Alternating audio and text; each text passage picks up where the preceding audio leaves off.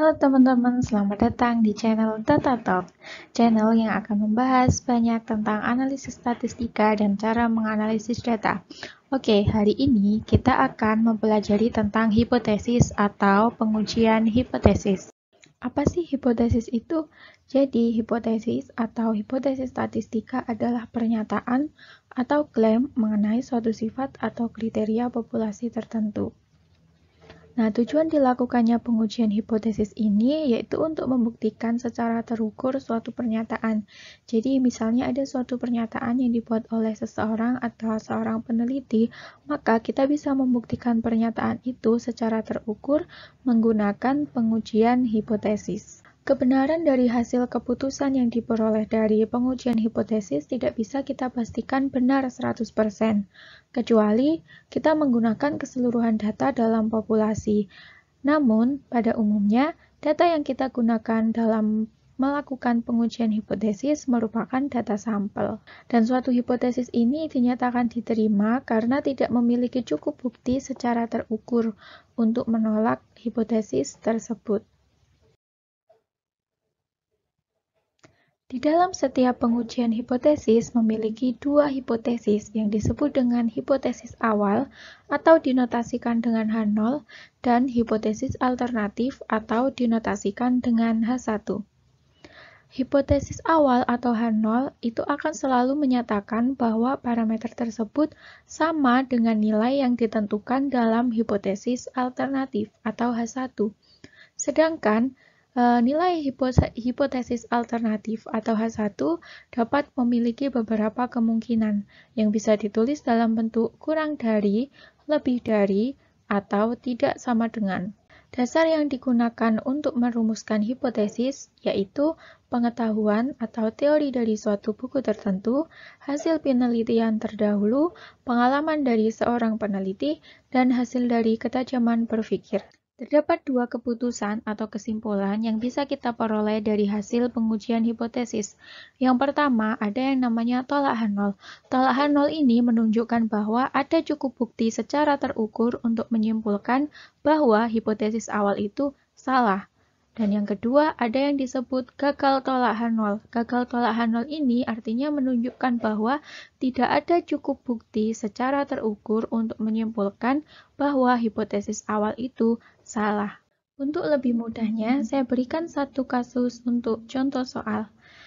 Kasus ini tentang pertimbangan ekonomi pada suatu pabrik. Jadi, ada suatu pabrik yang akan melakukan penggantian mesin.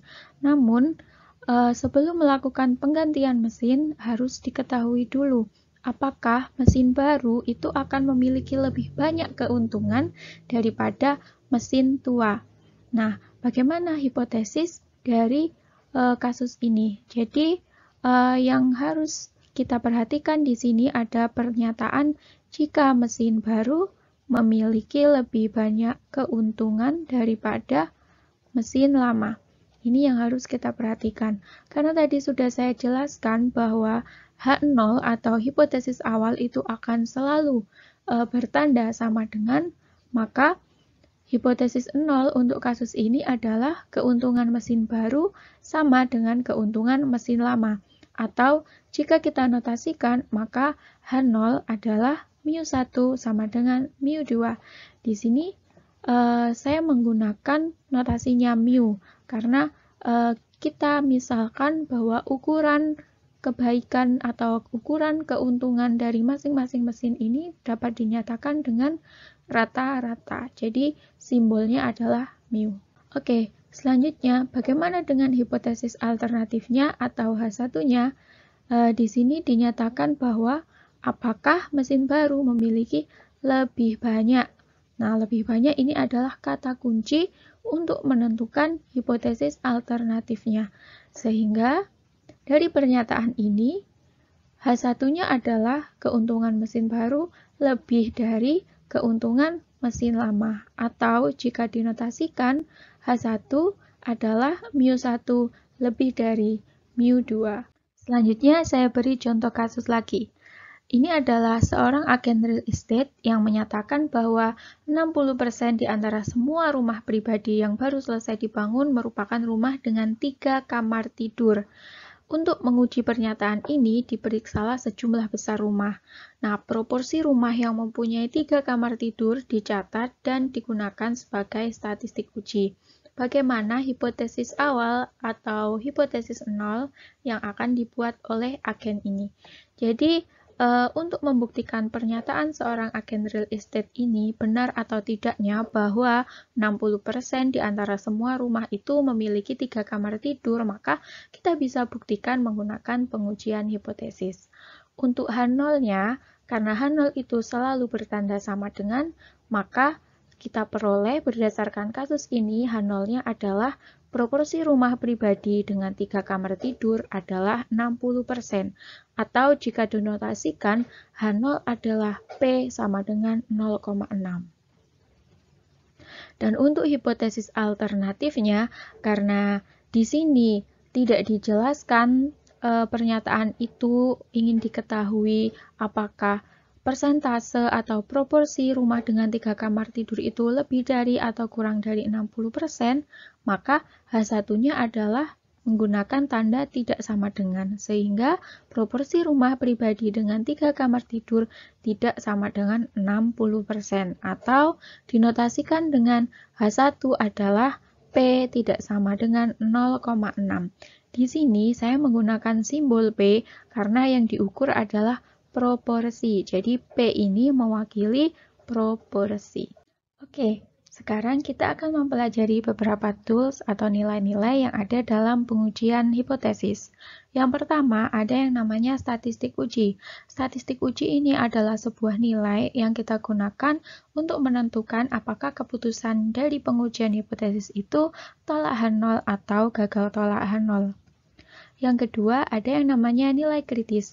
Nilai kritis ini adalah suatu nilai yang digunakan untuk pembanding dengan statistik uji. Jadi, statistik uji ini akan dibandingkan nilai kritis untuk nantinya digunakan untuk pengambilan keputusan. Yang ketiga adalah p-value. P-value ini fungsinya hampir sama dengan statistik uji, namun nilai p-value ini adalah suatu probabilitas atau peluang di mana nilai statistik uji berada di luar daerah penolakan. Dan jika nilai statistik uji ini pembandingnya adalah nilai kritis, maka p-value ini nilai pembandingnya adalah taraf signifikan atau biasa disimbolkan dengan alfa. Jika kita gambarkan menggunakan kurva distribusi normal, maka area yang berwarna merah ini adalah daerah penolakan, dan batas garis ini antara area berwarna merah dan berwarna putih ini adalah nilai kritis. Pengujian hipotesis memiliki 3 tipe. Yang pertama, ada yang disebut two-tailed. Two-tailed ini artinya jika digambarkan menggunakan distribusi normal, maka daerah penolakannya ada di dua sisi, di sisi kiri dan sisi kanan. Dan H1-nya tandanya adalah tidak sama dengan. Yang kedua, ada yang namanya left-tailed. Left-tailed ini daerah penolakannya ada di sisi kiri, dan H1-nya menggunakan tanda kurang dari. Sedangkan yang ketiga adalah right-tailed. Right-tailed ini daerah penolakannya ada di sisi kanan, dan H1-nya memiliki tanda lebih dari. Jadi, yang membedakan 3 tipe pengujian dalam pengujian hipotesis adalah daerah penolakannya. Untuk two-tailed memiliki 2 daerah penolakan di sisi kiri dan kanan. Untuk left-tailed, daerah penolakannya di sebelah kiri dan H1 tandanya kurang dari. Dan untuk right-tailed, daerah penolakannya ada di sisi kanan dan tanda untuk H1-nya adalah lebih dari. Pengujian hipotesis bisa kita gunakan untuk menguji rata-rata, proporsi, dan varians, bisa untuk satu populasi atau 2 populasi. Dan untuk prosedur dalam melakukan pengujian hipotesis, yang pertama, pastinya kita harus menentukan dulu hipotesis nolnya dan hipotesis alternatifnya apa, berdasarkan data yang kita gunakan dan tujuan yang ingin kita peroleh dari penelitian tersebut. Yang kedua, setelah kita tentukan hipotesisnya apa, kita harus menentukan taraf signifikansi atau biasa disimbolkan dengan alfa. Biasanya nilai alfa yang digunakan adalah 0,05. Nilai alfa ini juga akan digunakan untuk dibandingkan dengan nilai p-value yang nantinya bisa digunakan dalam pengambilan keputusan. Nilai alfa ini juga bisa menentukan tingkat kepercayaan dari pengujian hipotesis yang kita lakukan. Jadi, tingkat kepercayaan itu diperoleh dari 1 min alfa. Jika alfanya 0,05, maka tingkat kepercayaan dari pengujian hipotesis yang kita lakukan adalah 95%. Yang ketiga, kita harus memilih statistik uji yang sesuai dengan data yang kita gunakan. Karena dalam pengujian hipotesis ada beberapa tipe statistik uji yang harus disesuaikan dengan data yang kita gunakan. Untuk pemilihan statistik uji berdasarkan kriteria data akan dibahas pada video selanjutnya. Yang keempat, setelah menentukan statistik uji, kita harus menghitung nilai statistik ujinya. Nah, setelah diperoleh nilai statistik uji, bisa kita bandingkan dengan nilai kritis yang nantinya kita gunakan untuk pengambilan keputusan. Apakah hasil pengujian hipotesis tersebut keputusannya tolak H0 atau gagal tolak H0. Terima kasih sudah menonton video kami. Semoga bermanfaat. Jangan lupa like videonya, share ke teman-teman kalian, dan subscribe dan komen jika ingin topik statistik atau analisis data lainnya dibahas oleh Data Talk.